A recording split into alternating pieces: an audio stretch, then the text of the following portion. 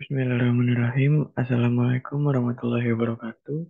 Salam Om Swastiastu, Namo Buddhaya, salam kebajikan. Eh, di sini saya akan mempresentasikan, memaparkan UTS dari mata kuliah Strategi dan Media Pembelajaran.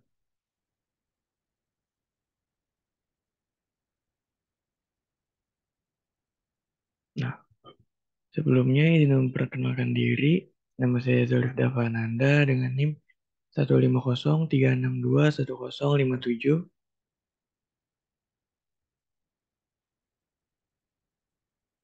Nah, untuk UTS strategi dan media pembelajaran sendiri, yang pertama yaitu tentukanlah satu kompetensi dasar di salah satu mata pelajaran di SMK, khusus ranah PTB. Nah, yang kedua, kemudian buatlah sebuah analisis isi atau konten dari mata pelajaran tersebut. Lalu yang ketiga, berdasarkan analisis isi tersebut, tentukan strategi atau model pembelajaran apa yang cocok dan mengapa dikatakan cocok. Lalu susunlah sintaks pembelajaran dari strategi atau model pembelajaran dan mata pelajaran yang telah Anda pilih. Lalu kemukakan alasan dan argumen Anda disertai data dan fakta berdasarkan hasil riset. Lalu yang terakhir presentasikan secara individual dan unggah di channel Indonesia Student Center. Oke, di sini saya mengambil mata pelajaran yaitu dasar-dasar konstruksi bangunan dan teknik pengukuran tanah dengan materi sambungan kayu. Lalu kompetensi dasarnya yaitu menerapkan konsep sambungan kayu pada jenis konstruksi. Oke, analisis isi kontennya yang pertama yaitu pengertian dari sambungan kayu, lalu yang kedua ada syarat-syarat sambungan kayu, dan yang terakhir ada jenis-jenis sambungan kayu. Oke, yang pertama yaitu pengertian sambungan kayu. Nah, sambungan kayu merupakan dua batang kayu atau lebih yang disambungkan antara satu sama lain agar menjadi satu batang kayu yang panjang.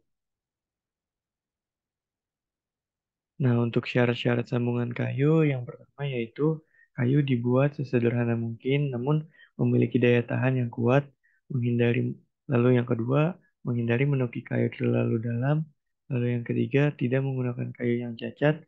Lalu yang keempat, sambungan dibuat dengan pas sesuai dengan yang ditentukan. Lalu yang kelima, tahan terhadap gaya yang bekerja. Dan yang terakhir, senantiasa memperhatikan penempatan sambungan. Nah, selanjutnya yaitu jenis-jenis sambungan kayu.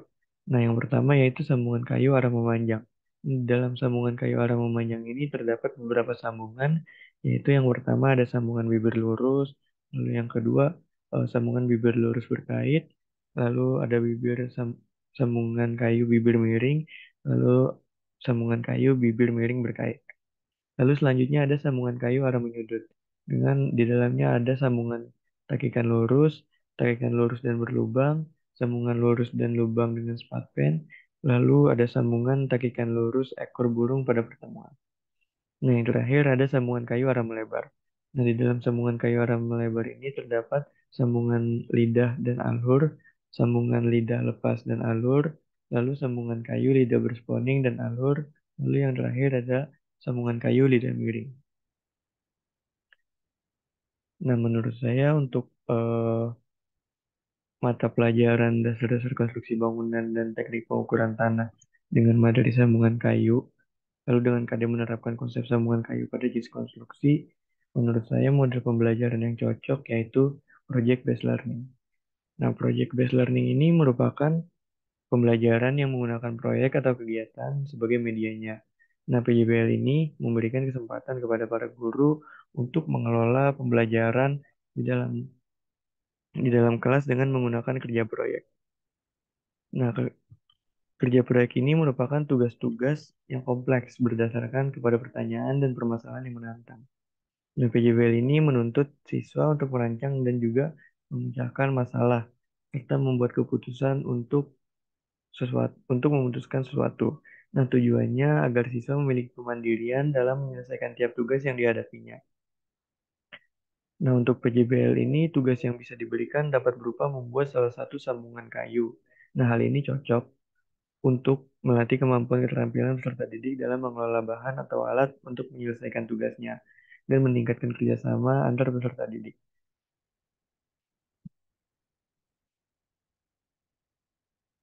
Nah, model pembelajaran project based learning ini cocok. Kenapa? Karena model pembelajaran ini sesuai dengan keadaan zaman sekarang. Itu era 4.0 dengan yang sudah maju juga dan daya saing antar sumber daya manusianya juga makin tinggi. Nah, oleh karena itu, dengan diterapkannya model pembelajaran project based learning diharapkan mampu mengubah pendekatan yang sebelumnya teacher centered learning menjadi student centered learning. Nah, hal ini bertujuan juga untuk memberi kebebasan kepada para peserta didik dalam mengeksplorasi dan juga menuangkan berbagai ide kreatifnya dalam menyelesaikan suatu masalah yang dihadapinya. Nah, dikutip dari Nislina tahun 2021. Nah, tingkat keefektifan dari PJBL sendiri sebagai model pembelajaran dalam materi sambungan kayu juga bisa ditambahkan dengan dikembangkannya modul elektronik yang dikemas secara simpel dan juga menarik. Nah, sehingga peserta didik juga senang dalam membacanya. Nah, hal ini dapat memudahkan para peserta didik dalam mengerjakan tugasnya karena memiliki pedoman dan juga lebih menguasai mengenai materi yang diajarkan. Nah, modul elektronik juga merupakan salah satu media pembelajaran yang dibutuhkan pada zaman sekarang karena mudah diakses kapanpun dan dimanapun.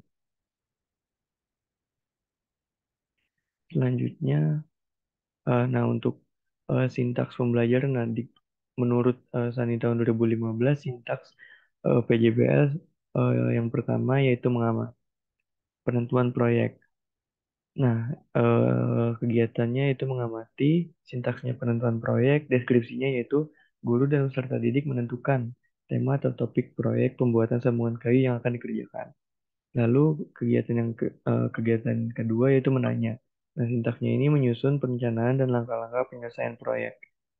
Nah, deskripsinya yaitu guru memantau peserta didik dalam merancang langkah-langkah kegiatan penyelesaian proyek beserta pengelolaannya. Lalu yang ketiga, mengumpulkan informasi. Sintaksnya yaitu penyusunan jadwal pelaksanaan proyek. Nah, di deskripsinya ini guru mendampingi para peserta didik dalam melakukan penjadwalan pembuatan sambungan kayu yang telah dirancang. Lalu yang keempat mengasosiasi. Sintaksnya itu penyelesaian laporan proyek dengan fasilitasi dan monitoring guru.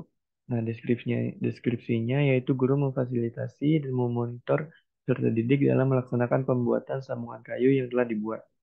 Nah, yang terakhir yaitu mengkomunikasikan. Sintaksnya itu penyusunan laporan dan presentasi atau publikasi hasil proyek dan juga evaluasi hasil proyek. Nah, deskripsi kegiatannya yaitu guru memfasilitasi peserta didiknya dalam mempresentasikan dan juga keberanian mempublikasi hasil sambungan kayunya, yaitu hasil proyeknya yang sebelumnya sudah dibuat. Nah, kemudian guru dan peserta didik pada akhir proses pembelajaran melakukan refleksi terhadap aktivitas dan hasil tugas proyeknya. Nah, alasan mengapa project based learning ini cocok untuk mata pelajaran dan KD yang saya pilih, yaitu ada berdasarkan jurnal yang telah ditulis oleh Mardia tahun 2002. Nah, PJBL ini merupakan salah satu model pembelajaran yang cocok dan ditambah dengan bantuan adanya media pembelajaran eh, modul elektronik yang menjadi bantuan dalam pembelajarannya sehingga lebih meningkatkan pemahaman peserta didik dalam memahami materi yang diberikan.